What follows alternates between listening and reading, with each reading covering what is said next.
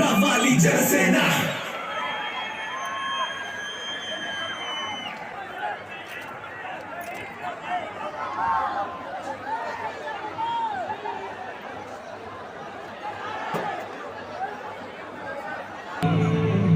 జనగణ మంగళ నాయకుడా, ఘనమగు చరితల నాయకుడా, పలుతరములు మము పరిపాలించర స్వామికుడా, నవయుగ మేధో సైనికుడా, సమయము తెలియని సేవకుడా, యువన ఉప్పలూరి గోపాలకృష్ణమూర్తి నా జీవితాన్ని చాలా ప్రభావితం చేసిన వ్యక్తి.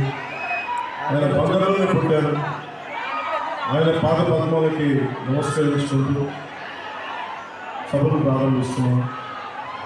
దాని పొడవుగా ఆడపిల్లలు, యువతలు, తల్లులు, తండ్రులు, పెద్దలందరూ బిడ్డలను మరీ తీసుకొని స్వాగతం పలుకుతా, జయజయలు పలుకుతా చాలా ఉత్సాహంతో మాకు స్వాగతం తెలిపారు.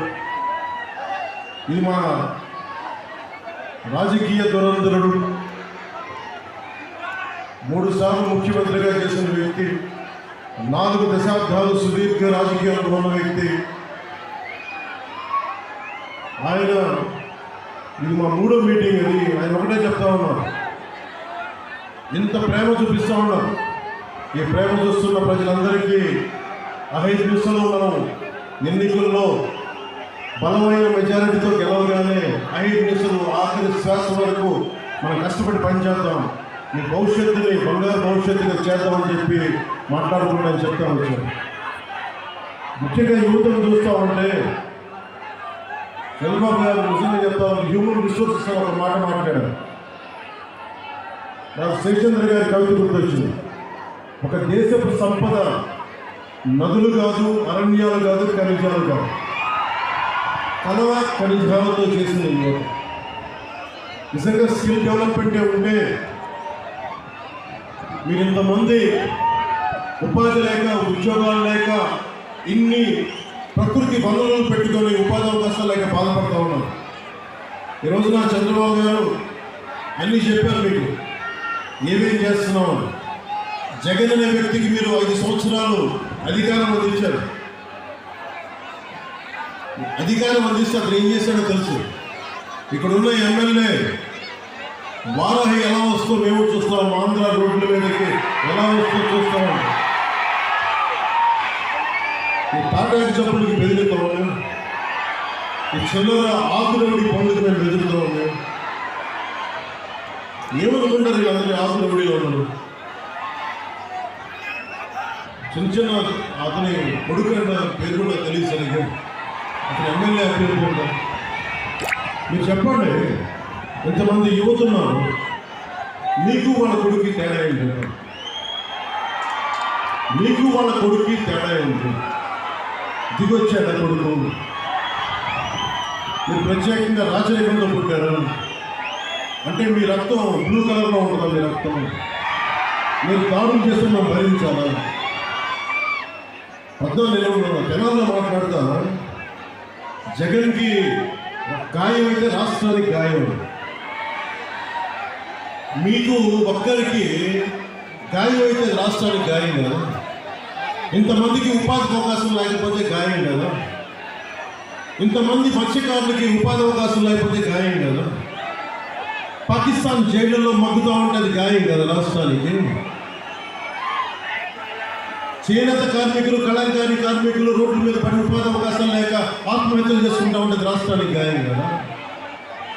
బాపట్లలో 15 ఏళ్ల అమర్నాథ్ని అక్కడిని ఏడిపిస్తున్నారని చెప్పి బయటకు వచ్చి ఎదిరిస్తే వైసీపీ నాయకులు చెరుకు తోటలో తీసుకెళ్ళి పెట్రోల్ వేసి కాల్ చేస్తే అది గాయం కదా.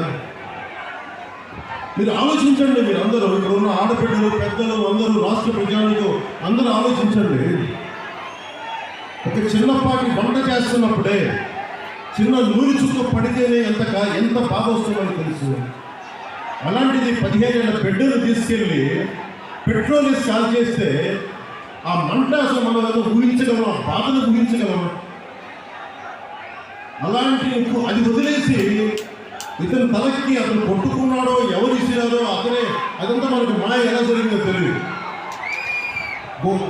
గొడవ మాకు ఇతనికి పని మాకు, ఇతని మీద మాకు కూర్చోబెట్టి దాడులు చేయడం మధ్య పని లేదా మాకు, వేరే పనులు లేవా మాకు? అయినా మేము మీలాగా క్రిమినల్స్ మేము. అందరి మీద దాడి చేసే నీకు అసలు నీ మీద ఎవరికైనా దాడి చేయడానికి ధైర్యం ఉంటుందా? నువ్వు బతకనిస్తావా? నువ్వు సొంత బాబాయిన గొడ్డలతో అడ్డంగా నరికి తప్పేసావు. నువ్వు ఆ నరికి తప్పించిన వ్యక్తులను వెనకేసుకొస్తావు. ఇలాంటి వ్యక్తులను కూర్చోబెట్టి కేంద్రం మెడలు ఉంచుతాడు. కేంద్రం మెడలు అంటే ఎవరు? నరేంద్ర మోడీ గారు. వెళ్ళి నరేంద్ర మోదీ గారితో మాట్లాడగలవా? సోనియా గాంధీ గారు స్పెషల్ కేటగిరీ స్టేటస్ అప్పుడు రాష్ట్రం విభజించినప్పుడు చిన్న ప్లే కార్డ్ పట్టుకోవడానికి నువ్వు దాక్కొని అంత పిరుకొని నీకు ఒక దమ్ము, ధైర్యం,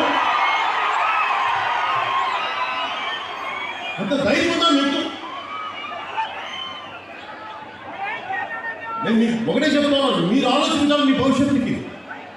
దశాబ్దం నుంచి రోడ్ల మీద తిరుగుతూ ఉన్నారు. ఇంతమంది చిత్రకథా నాయకులు ఉన్నారు. మెగాస్టార్ చిరంజీవి గారు ఉన్నారు, రెబల్ స్టార్ ప్రభాస్, మహేష్ గారు, అల్లు అర్జున్ గారు,